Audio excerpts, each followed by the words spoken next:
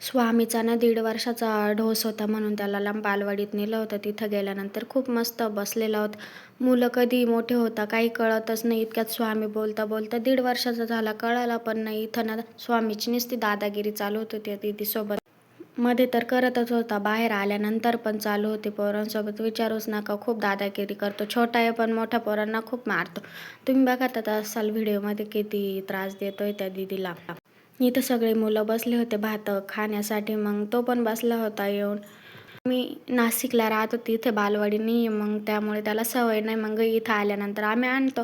मग सगळे भात खाण्यासाठी बसले होते. मग स्वामी पण मस्त बसलेला होता.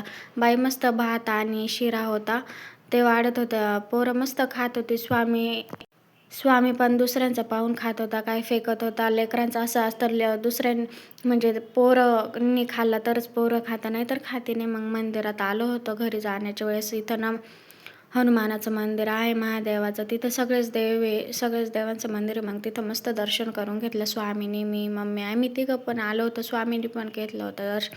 कधी कधी तर त्याला सांगावंच नाही लागत, खूप मस्त दर्शन करतो.